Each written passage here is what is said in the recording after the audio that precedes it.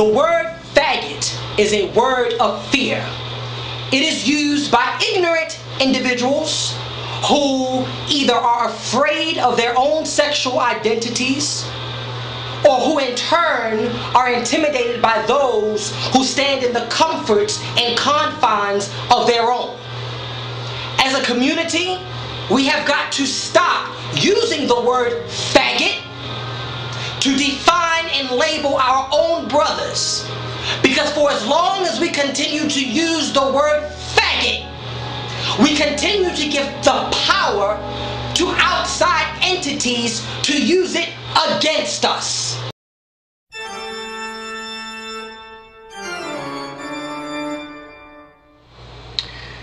Back in 2001, around the time when I just started coming out, I started dating a young man in DC. I was living in Baltimore, he lived in DC, and at that time he was, I think, 2 years older than me.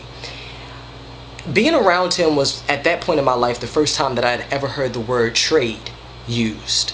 And I didn't know, I wasn't familiar with the term, I didn't know what it meant.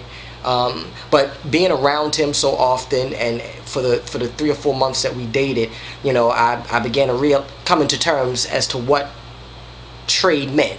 Which, for those of you who are unfamiliar, trade is sort of he's a young man who fits the physical bravado of mainstream masculinity. He sort of represents the heterosexual alpha male on the outside. Physically, if you were walking down the street, you wouldn't be able to clock him. You know what I mean?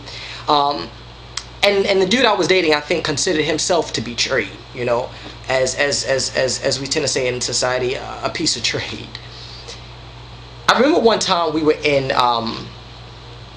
Lenox Mall in Tyson's Corner. Lenox? I'm getting them confused. Either way, I think it was Tyson's Corner. We were in Tyson's Corner, and we saw a group of young men who were dressed in very, very fitted clothing, who, you know, exuded various feminine qualities. Their eyebrows were arched, you know, the glossy lips, what have you. And it was me, the guy I'm dating, and a few of his buddies, and they started laughing, you know, and, you know, calling them faggots. Not outwardly so that the young men could hear them, but just amongst us. And, you know, I kind of, at that time in my life, I laughed along. To be honest with you, I laughed along with them, because I didn't have a clear understanding and sort of an acceptance and a pride yet in myself. And so often over the years, I've seen this clear division between young men of our community who sort of uphold this masculine trade bravado, and the ways in which they sort of treat the effeminate, feminine young men of our community. So often I also, you know, I hear dudes saying, "Oh man, I would never date no dude who vogue. Fuck that shit. I ain't into that voguing shit." And what bothers me so much, especially about the term faggot and how we so easily and amongst our community use the word, is the fact that we're so offended when it's used against us. The same way in the black community, how we've taken the word nigger and have allowed it to transcend into this positive usage of the word nigga. Well, faggot to me doesn't transcend. I'm not in support of nigger versus nigga either, but the terminology faggot doesn't transcend. And it's used more often, as I've witnessed it, it's used more often amongst us than it is really used against us outside the community. You know, growing up, I heard the word faggot used in my household. For those of you who watched my first video, part 2, as it opens Young, Black, and Gay in America, I talk about how my father used the word faggot to describe Miss Tony, who is a radio personality in Baltimore who passed not too long ago, who a heavyset black man who dressed in drag. My father used the word faggot to describe him and to talk about him when I was growing up. Whenever Prince or Michael Jackson would come on at an award show, my father used the word faggot in our household to describe them. And it's sad that the first time that I ever heard the word was from my father. You know, my father has never called me a faggot to my face, but even once I came out to him and I, you know, told him about my sexuality in 2003, he still used the word up until 2005, when I finally got sick of it and told him that I was no longer going to tolerate it. If I was going to come around him and be in his space and he in mine, then he was going to have to stop using the word. And he and I went at it about it until a week or two later, he came to me and looked me in my eye and swore to me he would never use the word again. And since then has not, in my physical presence, I'll say that.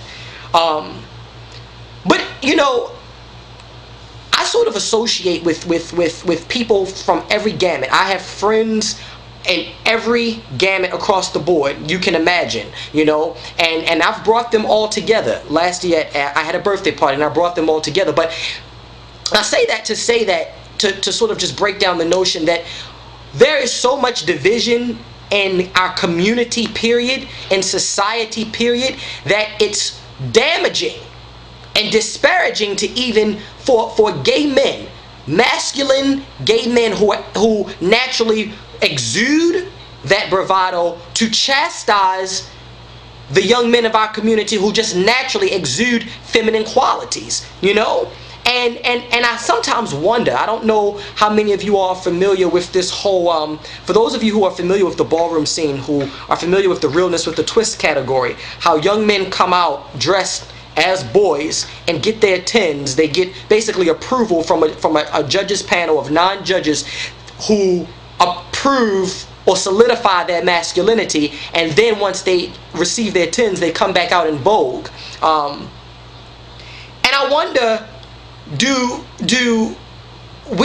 are we supposed to label them faggots because they exude this physical masculine bravado naturally when you see them, but then they can turn it off and then vogue to the beats? Like, are they considered faggots as well? Would they label themselves faggots? Because these are the same young men in particular who are quick to call other feminine young men faggots. And the term in itself, faggot, as far as I'm concerned, it derives from a sense of fear of a sexual identity. You know, we in society tend to use very harmful, hurtful terminology to classify individuals when we are afraid of an internal struggle, when there is this sort of these layers of our persona that aren't easily witnessed from the outside looking in, and we spit these terms so naturally and so easily and so quickly to sort of build this wall between our fear and what is.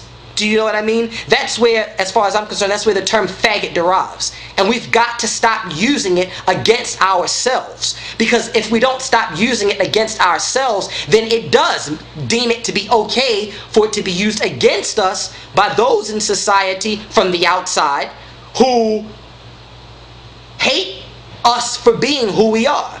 Gay men.